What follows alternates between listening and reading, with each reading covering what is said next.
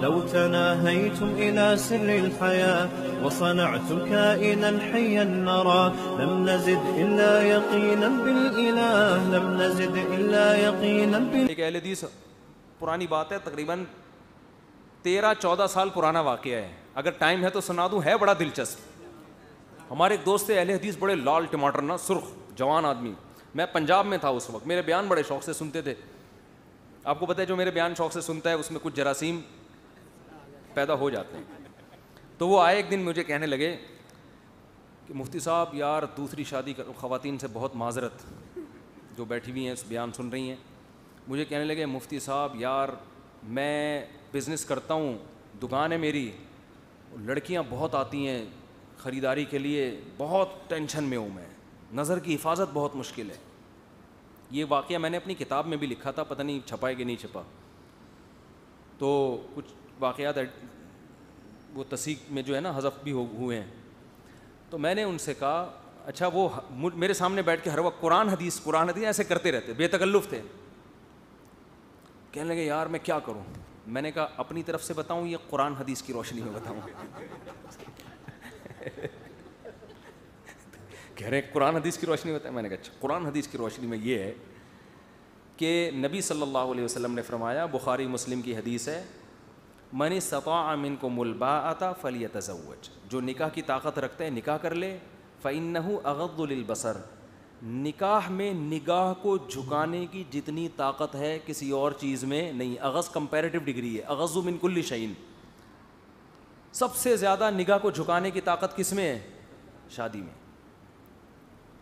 اور شرمگاہ کو حرام کاری سے محفوظ رکھنے کی سب سے زیادہ طاقت کس عمل میں ہے؟ نکاح میں. میں نے کہا دیکھو بزرگوں کے بیانات سننے سے بھی انسان کی نظریں جھکتی ہیں اور برائی سے بچتا ہے. تبلیغ میں 4 مہینے لگانے سے بھی یہ فائدہ ہوتا ہے، درس قرآن سننے سے بھی یہ فائدہ ہوتا ہے، تہجد پڑھنے سے بھی ہوتا ہے. لیکن حدیث کہہ رہی ہے سب سے زیادہ فائدہ نکاح کرنے سے ہوگا. نہیں آ رہی بات بھائی، کمپیئر کیا جا رہا ہے نا بھائی. آپ بد نظری کے خلاف بیانات سنیں، اس سے بھی فائدہ ہوتا ہے. کسی شیخ و مرشد جو واقعی متبع سنت اس سے بیعت ہو جائیں، اس سے بھی فائدہ ہوتا ہے. کیا خیال ہے؟ تہجد پڑھنے سے بھی ہوتا ہے، جہنم کا سوچنے سے بھی ہوتا ہے، بہت چیزوں سے ہوتا ہے. لیکن حدیث کے میں کیا ہے؟ سب سے زیادہ نگاہ کو جھکانے کی طاقت کس میں ہے؟ نکاح میں. اور میں نے کہا اس کی ایک عقلی لاجک بھی ہے بھائی، بھوک کا سب سے بہتر علاج ہے روٹی کھا لو. کیا خیال ہے؟ اب آپ بھوک لگ رہی ہے اور آپ بیانات سن رہے ہو کہ روٹی نہیں کھانے کا اتنا ثواب ہے، کب تک سنے گا بھائی آدمی؟ تو میں نے کہا اب آپ ماشاء اللہ ہو بھی لال ٹماٹر جیسے، وہ بڑے سرخ سفید تھے، تو اب آپ ایک اور کر لو. تو اس سے کیا ہوگا؟ نگاہ جھک جائے گی. میں نے کہا پھر بھی نہ جھکے، ایک اور کر لو، پھر 4 کرو. پھر میں نے کہا اپنی والیوں کو دیکھنا بھی مشکل ہو جائے گا، پھر وہاں سے بھی نظریں چراتے پھرو گے یار. بس بہت اتنا بھی کوئی نہیں تپڑ ہوتا کہ اگر پھر بھی نہیں نگاہ جھکی جس مطلب یہ ٹھڑک ہے. حقیقت بتا رہا ہوں، جس کا 4 پراٹھے کھا کے بھی پیٹ نہ بھرے تو اس کا مطلب اس کو کوئی پیٹ میں کوئی مسائل ہیں اس کے ساتھ. تو پھر اس ٹھڑک کا علاج پھر تبلیغ میں 4 مہینے اللہ اللہ کی بات سنو گے، اللہ سے ہوتا ہے دین، اللہ کے علاوہ سے نہیں ہوتا، اور سارے نیک پرہیز. تو ٹھڑک کا علاج تبلیغ میں بھی ہوگا، جہنم کا سوچنے سے بھی ہوگا. میں نے کہا میرے بھی بیانات ہوتے تھے وہاں، میں نے کہا وہاں کے بڑھ جائے کرو، اس میں بھی ہوگا. لیکن یہ جو آپ میں جسمانی قوت ہے نا، یہ جو لال لال یہ جو ایسے پھولے ہوئے تھے نا ان کے گال، وہ گوجرا والا کے تھے. وہ گوجرا والا تو صبح صبح آپ کو پتہ ہے، پتہ نہیں بھینسیں اینٹوں پہ کھڑی ہوتی ہیں وہاں پہ، سارے پائے تو وہ گوجرا والے لوگ کھا جاتے ہیں. ایک صاحب نے کہا اتنے پائے گوجرا والا میں کھائے جاتے ہیں. ہم جب گئے نا گوجرا والا، میرا کئی سال پہلے دورہ ہوا تھا بیانات کا، تو ہر جگہ پائے، ہر وقت پائے. ہم تو کراچی والے یوں تھوڑا سا یوں ڈبویا اور پھر 3 دفعہ سوچا کہ ہضم بھی ہوگا، یوں کھایا. وہ ہم نے ان کو دیکھا وہ پیالے بھر بھر کے پی رہے ہیں. تو اتنے پائے کہ ہمارے ایک دوست نے کہا بھائی بھینسیں کیا اینٹوں پہ کھڑی ہوتی ہیں یہاں پہ؟ سارے پائے تو یہ کھا جاتے ہیں. تو اتنے لال سرخ ماشاء اللہ. تو میں نے کہا یہ تو آپ کی صحت ہے. اب میں نے کہا یہ تو حدیث ہے، اور اس کا فائدہ کیا ہوگا؟ آپ کو اللہ نے یہ صحت دی ہے، اس کا فائدہ ہوگا، اور پیسہ بھی دیا ہے، بڑے بزنس مین تھے. میں نے کہا فائدہ یہ ہوگا اس بہانے 3 عورتوں کا بھی، وہ بھی برائی سے بچ جائیں گی مزید، اور ان کو بھی گھر مل جائے گا، ان کی بھی کفالت کا انتظام ہو جائے. تو بیوہ سے، طلاق یافتہ سے، کسی بھی جو بھی آپ کو مناسب رشتہ ملے کر لو شادی. میں نے کہا حدیث میں تو یہی ہے. ایک دم نہ سر پکڑ کے بیٹھ گئے، کہہ رہے ہیں بھائی یار یہ تو بہت مشکل ہے. وہ میرے سالے بھی پیٹیں گے پکڑ کے, بیگم بھی مارے گی اور کھانا بند کراؤ گے. نہیں یہ نہیں ہوتا, دوسرا بتاؤ. میں نے کہا چلو ایک اور حل بتاتا ہوں, وہ بھی حدیث میں ہے. حدیث میں آتا ہے جس میں یہ تپڑ نہ ہو نا نکاح کا, دم نہ ہو. من لم یستطع, جس میں استطاعت نہیں ہے, فعلیہ بالصوم. یہ نہیں ہے فل یسم, روزے رکھے, نہ نہ نہ نہ. میں نے کہا حدیث میں یہ نہیں ہے فل یسم, بخاری مسلم کی حدیث ہے کہ روزے رکھے, نہ نہ نہ. روزے رکھنے سے تو خواہش اور بڑھتی ہے, کم نہیں ہوتی, کیونکہ روزہ ایک عبادت ہے نا, روحانیت, ذہن میں لطافت پیدا ہوتی ہے اس سے. تو اس سے تو حدیث میں آتا ہے علیہ, علی ضرر کے لیے آتا ہے, کثرت سے اتنے روزے رکھے کہ صحت کو نقصان ہونا شروع ہو جائے. میں نے کہا جو پائے ہیں نا, اور پراٹھے, اور یہ پائے, اور کھجی کے پائے, اور سجی کے پتہ نہیں کون کون سے پائے ہوگی کس میں وہاں پہ, کھجی پھجی پتہ نہیں کیا کیا, بٹیر چل رہے ہیں, چڑے چل رہے ہیں. میں نے کہا یہ زور ٹوٹے گا, اتنی کثرت سے روزے رکھو کہ یہ پائے نکل جائیں آپ کے سارے, آپ کے اپنے پایوں میں دم.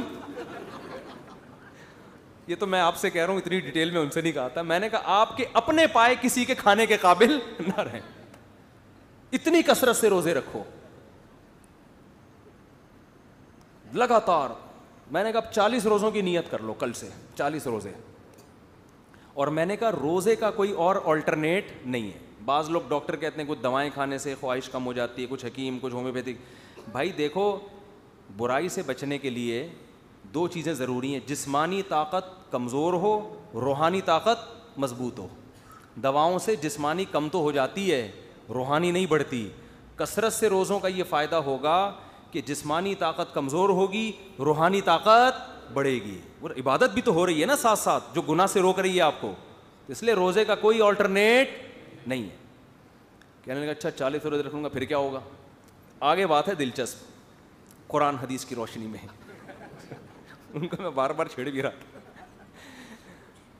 کہتے ہیں پھر کیا ہوگا. میں نے کہا پھر جب 40 روزے رکھنے کے بعد آپ نتھر جاؤ گے, آپ باریک, آپ تھوڑے کم ہو جاؤ گے. لوگ کہیں گے آپ پورے کہاں ہیں, باقی کہاں ہیں آپ. یعنی جب آپ کسی سے ملنے جاؤ گے نا تو لوگ کہیں گے آپ تھوڑے سے آئے ہیں, باقی کہاں رہ گئے آپ. یہ حالت جب آپ کی ہو جائے گی, میں نے کہا پھر آپ دوبارہ کھانا پینا شروع کرو گے. اصول یہ ہے کہ جب انسان کا کولیسٹرول بالکل ختم ہو جائے, اضافی فیٹ بالکل ختم ہو جائے, اور روزے رکھ کے آدھا ہو جائے, پھر جب کھانا شروع کرتا ہے نا, پہلے سے بھی زیادہ مستھنڈا ہو جاتا ہے وہ. کیونکہ روزے سے نتیجے کے لحاظ سے صحت بنتی ہے, خراب نہیں ہوتی. روزے سے وقتی طور پر تو آپ کمزور ہوگے, لیکن حقیقت میں پہلے سے زیادہ صحت مند ہو جاؤ گے. کہنے پھر یہ کوئی حل تو نہ ہوا. میں نے کہا واقعی یہ حل نہیں ہے. حدیث میں یہ حل ان لوگوں کے لیے ہے جو رشتہ تلاش کر رہے ہوں, جب تک نہ ملے تو کثرت سے روزے رکھیں, جیسے ہی رشتے کا انتظام ہو جائے روزے رکھنا چھوڑ دیں. ان کے لیے یہ حل نہیں ہے جن کا قیامت تک نکاح کا پروگرام ہی نہ ہو, تو مرتے تو روزے رکھ کے مر جائے گا وہ تو. کہیں پھر کیا حل ہے. میں نے کہا قرآن حدیث کی روشنی میں اس کے علاوہ میرے پاس کوئی حل نہیں ہے. یعنی یہ نہیں ہو سکتا بھائی مجھ سے. میں نے کہا پھر بس نظر کی حفاظت کرو بھائی, برائی حلال نہیں ہوگی. میں نے کہا جاؤ تبلیغ میں 4 مہینے لگاؤ, تو اس کا فائدہ ہوتا ہے کہ وہاں تو ان کی بد نظری کا موقع ہی نہیں ملتا, تو تھوڑی سی عادت پڑ جائے گی. قرآن حدیث میں یہی ہے. ہوا و حرص والا دل بدل دے, میرا غفلت میں ڈوبا دل بدل دے.